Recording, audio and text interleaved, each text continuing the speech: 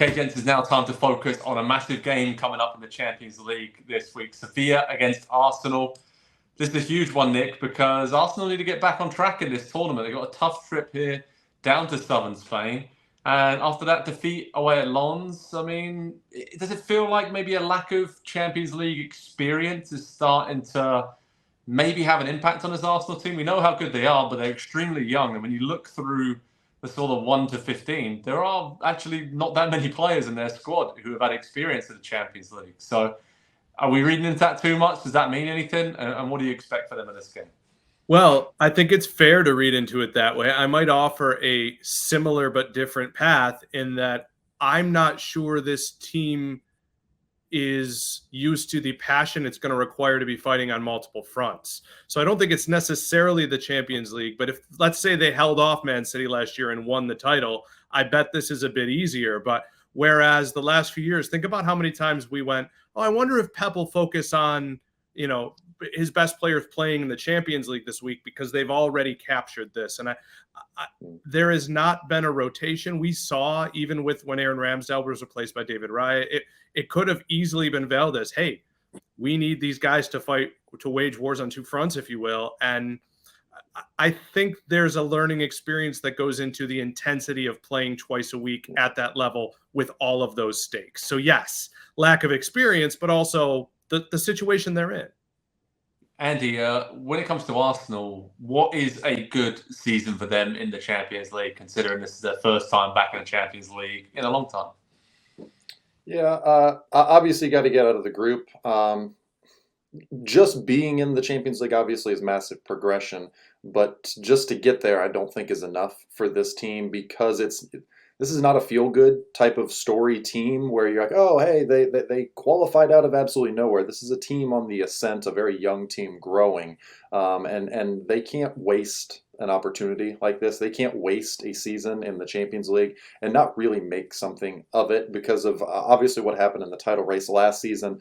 That left a very bitter taste in their mouth of having such a lead and then coughing it up, losing the title, watching City win it.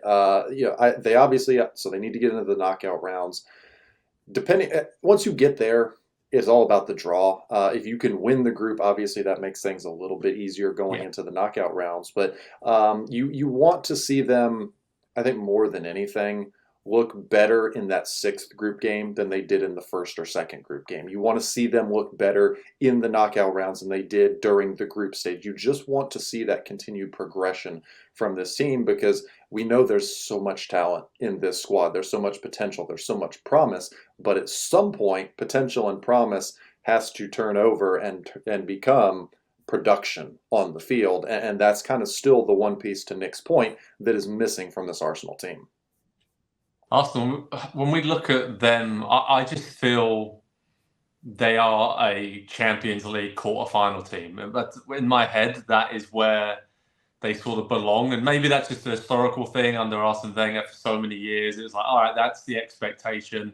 And then, like you said, Andy, it depends on the draw, etc. But that is, for me, where they belong, especially now that they've figured things out under Arteta. And they look like, at least for the next 5 or 6 years with this young squad they have, that perennially they're going to be in the top 4 and challenging for the Premier League title, probably. So this is where they have to be, I think. And I think the group, they should get out of it, given... I think having some success is also important to keeping the group together as well for that long term, because there will be players who will have opportunities all due respect to Arsenal, at bigger clubs that could move on in the summer or a couple years down the line. And if they have not really delivered on that potential, a couple players might say, all right, I probably have done all I have done here at this club, need to move on to do it somewhere else. And I say that as a Tottenham fan who fully understands that entire process and progression for star players that never won anything at the club.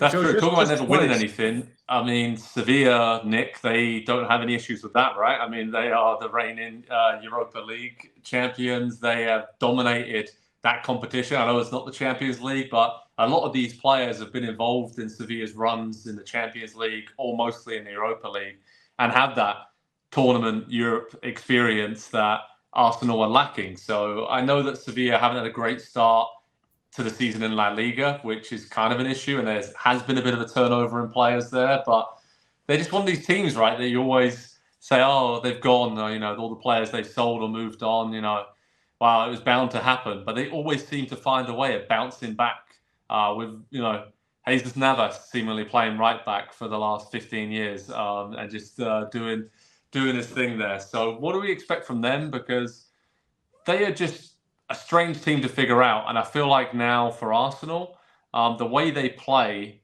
maybe suits the Premier League better than it does European competition. I don't know if I'm generalizing too much there, but I feel like Sevilla will come up against teams that play like Arsenal, try to play out from the back, possession based, quite a lot in La Liga and in Europe over the years. So they might not be surprised as some of the Premier League teams Arsenal come up against week in, week out and what they're doing. Yeah, I think that's true, but I look at Sevilla this season, even just in the Champions League, 2 score draws, right?